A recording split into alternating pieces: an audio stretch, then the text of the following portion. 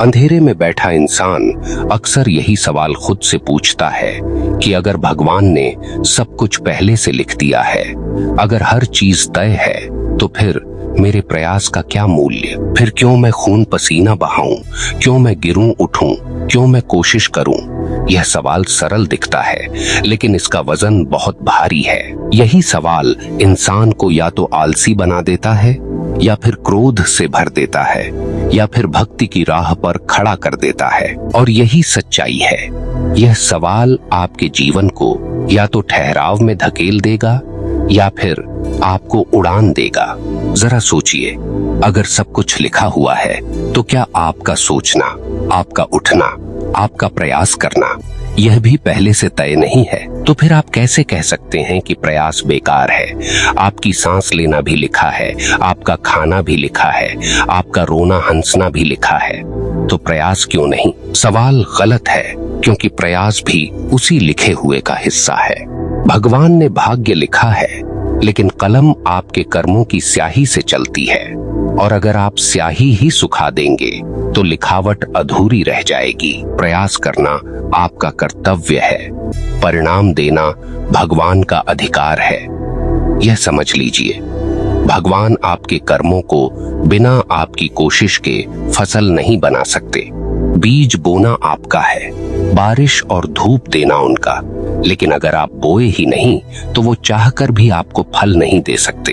अगर आप सोचते हैं कि सब कुछ लिखा है तो मैं कुछ करूंगा ही नहीं, तो यह सोच अपने आप में विद्रोह है, और भगवान विद्रोह से नहीं, समर्पण से प्रसन्न होते हैं। जो प्रयास नहीं करता वो भगवान की बनाई योजना को रोकता है, और जो प्रयास करता है वो भगवान की योजना को पूरा करता है।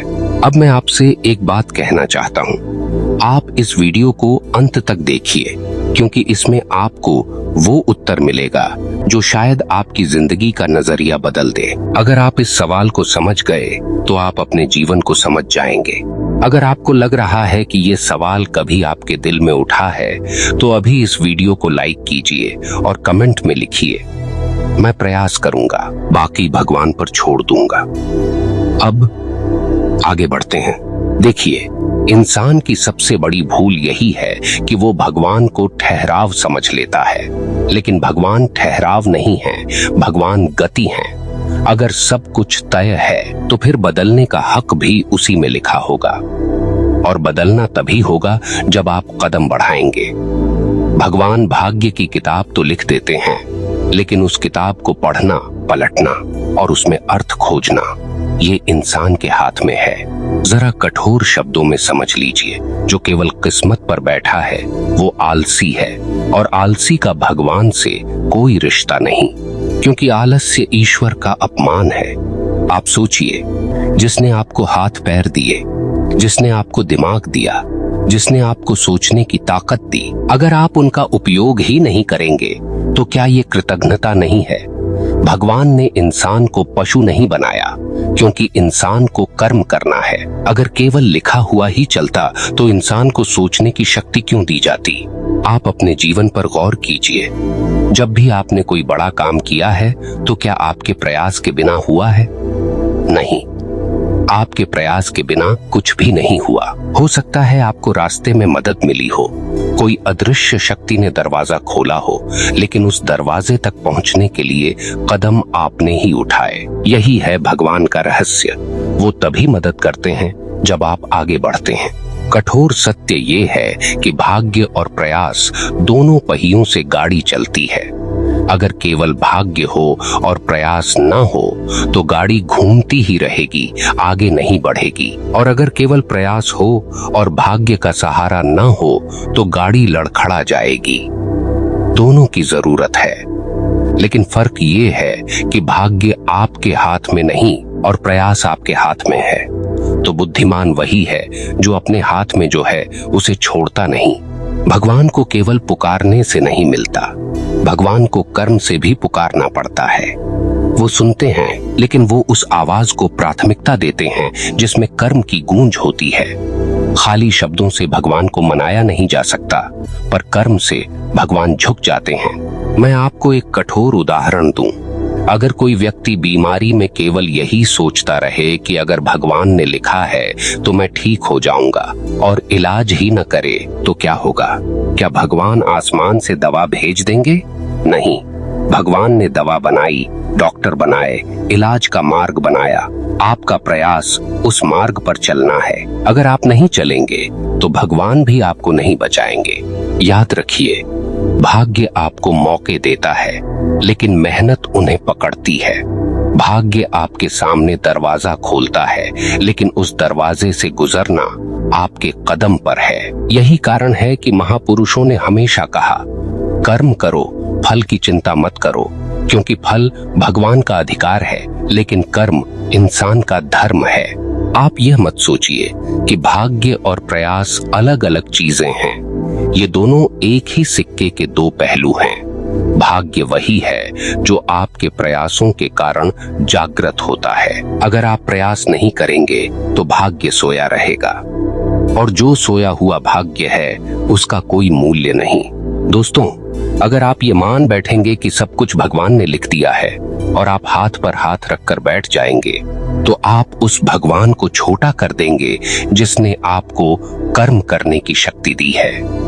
भगवान को कभी छोटा मत कीजिए। वो आपको खिलौना नहीं बनाना चाहते, वो आपको कर्मयोगी बनाना चाहते हैं। इसलिए प्रयास कीजिए। प्रयास ही आपकी पूजा है। यही कारण है कि गीता में भगवान श्री कृष्ण ने अर्जुन से कहा था, उठो, युद्ध करो।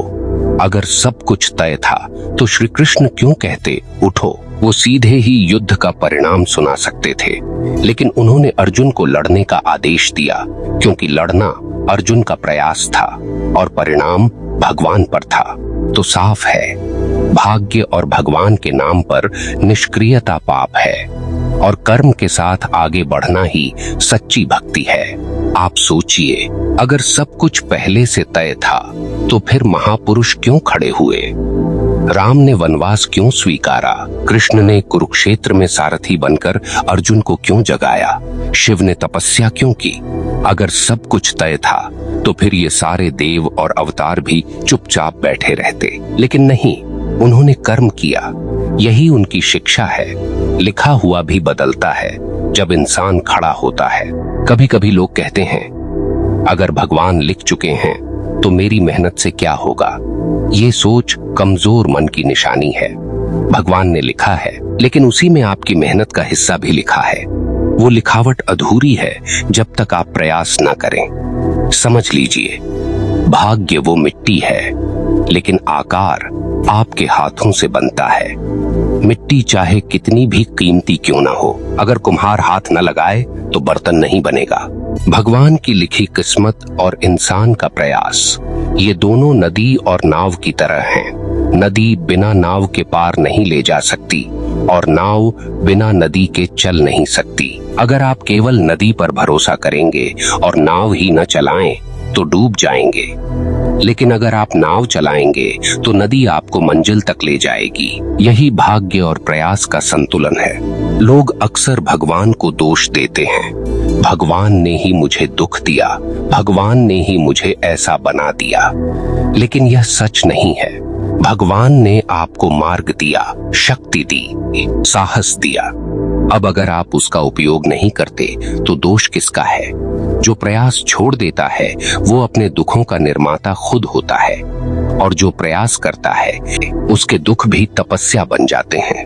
अब एक कठोर बात सुनिए, अगर आप भाग्य के नाम पर प्रयास छोड़ते हैं तो आप भगवान के आदेश का उल्लंघन करते हैं, क्योंकि हर धर्म ग्रंथ में यही कहा गया है, कर्म ही पूजा है। जो आलसी है वो पापी है, और जो कर्मशील है वो भक्त है। मैं आपको एक और गहरी बात बताना चाहता हूँ। भगवान ने इंसान को चुनाव का अधिकार दिया है। अगर सब कुछ तय होता तो चुनाव का क्या अर्थ था? अच्छाई और बुराई के बीच चुनने की ताकत क्यों दी गई? यही तो सबसे बड़ा संकेत है कि भगवान ने केवल ढांचा बनाया है, रंग भरने का काम आपके प्रयास से होगा। और याद रखिए, भगवान आपको रंगों की पूरी थाली देते हैं, लेकिन चित्र आप ही बनाते हैं। अब आप सोचिए, अगर सब कुछ तय होता तो भगवान परीक्षा क्यों लेते? जीवन परीक्षा ही तो है। और परीक्षा में छात्र का प्रयास ही अंक तय करता है। शिक्षक केवल प्रश्न पत्र देते हैं, उत्तर छात्र लिखता है। अगर सब कुछ पहले से लिखा होता तो परीक्षा का अस्तित्व ही नहीं होता।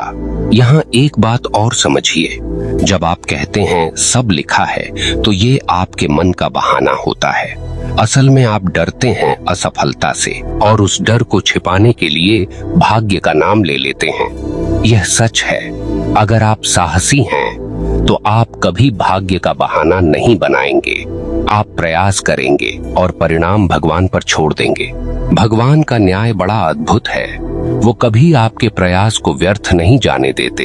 हो सकता है कि आपको वही न मिले जो आपने चाहा, लेकिन आपको वो मिलेगा जिसकी आपको जरूरत थी। और ये सच मान लीजिए, भगवान आपकी मेहनत का अपमान कभी नहीं करते। आपने देखा होगा, कभी कभी बहुत मेहनत के बाद भी नतीजा वैसा नहीं मिलता जैसा आपने सोचा था। तो क्या मेहनत बेकार हो गई? नहीं, उस मेहनत ने आपको अनुभव दिया, सबक दिया, ताकत दी, और यही ताकत अगली बार आपका भाग्य बदलती है।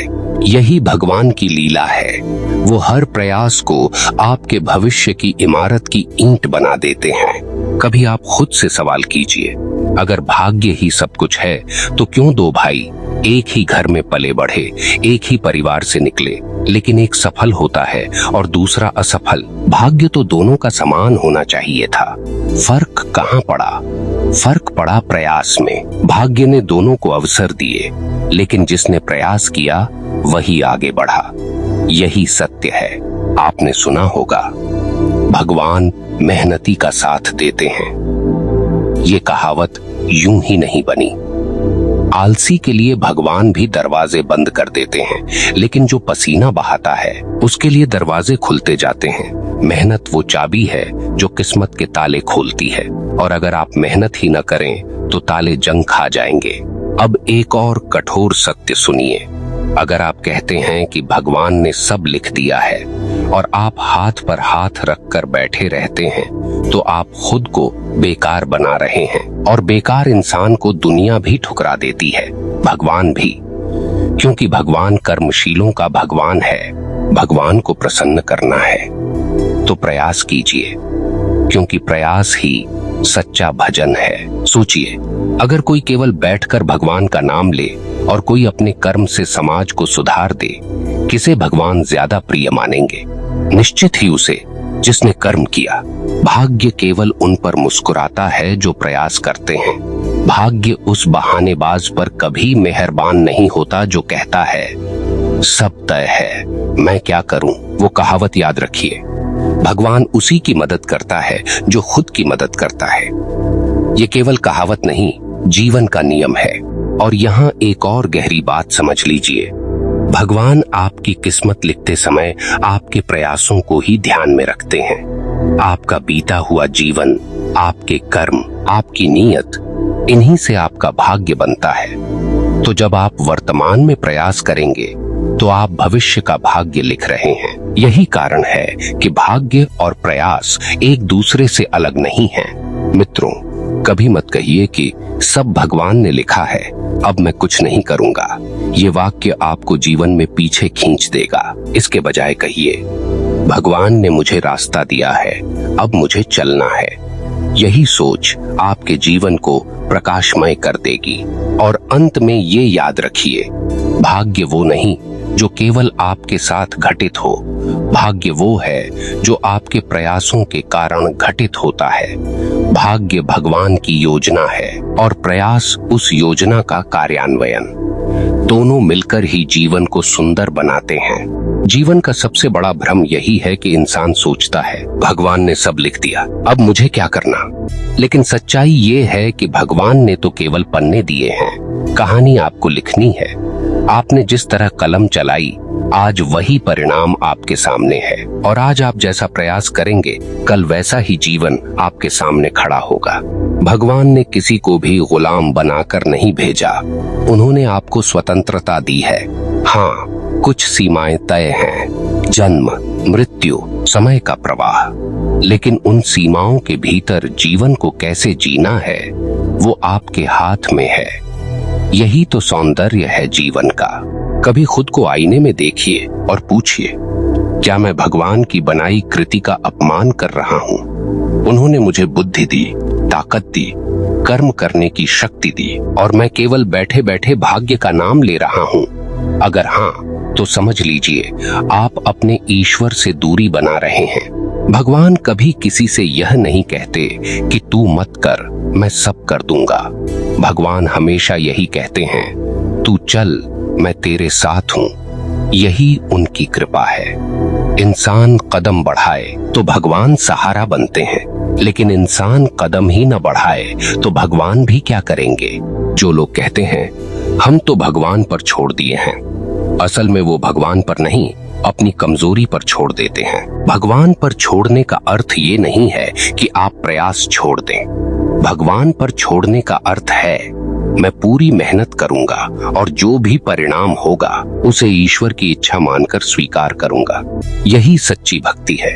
देखिए, भगवान का लिखा हुआ भाग्य और इंसान का प्रयास दोनों ऐसे हैं जैसे बीज और पानी। बीज बिना पानी के नहीं उगता और पानी बिना बीज के व्यर्थ बह जाता है। ऐसे ही भाग्य बिना प्रयास के अधूरा है और प्रयास बिना भाग्य के अधूरा। लेकिन फर्क ये है कि पानी डालना आपके हाथ में है। याद रखिए, भगवान निष्क्रियता को पसंद नहीं करते। जो निष्क्रिय है उसका जीवन बोझ बन जाता है, लेकिन जो कर्मशील है उसका जीवन प्रेरणा बन जाता है। और इंसान को यही करना चाहिए, भगवान की बनाई इस धरती पर अपने कर्म से एक प्रेरणा छोड़ जाना। कठोर सत्य यही है, अगर आप सोचते हैं कि भगवान ने सब कुछ तय किया है तो यह सोच आपको अंदर से तोड़ देगी। लेकिन अगर आप मानते हैं कि भगवान ने मुझे अवसर दिए हैं और मुझे ही उन्हें पकड़ना है तो यह सोच आपको खड़ा कर देगी। यही फर्क है हारने वाले और जीतने वाले में। तो दोस्तों, हमेशा याद रखिए, भाग्य बहाना है, प्रयास समाधान है। जो प्रयास करता है भगवान भी उसी के साथ खड़े होते हैं, और जो बहाने बनाता है भगवान उससे दूर हो जाते हैं। अगर आज आपकी जिंदगी मुश्किल है तो यह मत कहिए कि भगवान ने ऐसा लिखा है, मैं कुछ नहीं कर सकता, बल्कि यह कहिए, भगवान ने ये कठिनाई दी है ताकि मैं मजबूत बनूं और अब मुझे प्रयास करना है। यही सोच आपको ऊपर उठाएगी। और अंत में मैं आपसे यही कहना चाहता हूँ, भगवान ने सब कुछ लिखा है, लेकिन उन्होंने ये भी लिखा है कि इंसान प्रयास करेगा। आप प्रयास कीजिए और फिर देखिए भगवान आपके भाग्य को कैसे बदलते हैं। दोस्तों, अगर आज इस वीडियो ने आपके दिल को छुआ है तो इसे सिर्फ सुनकर मत छोड़िए, इसे अपने जीवन का नियम बनाइए। प्रयास मेरा, परिणाम भगवान का। कमेंट में लिखिए, मैं कर्मयोगी हूँ, ताकि भगवान भी जान लें कि आप उनके लिखे भाग्य को कर्म से पूरा करने वाले इंसान हैं। और चैनल भक्ति के मार्ग से जुड़े रहिए, क्योंकि यहाँ हर शब्द आपके आत्मा को छूने के लिए है।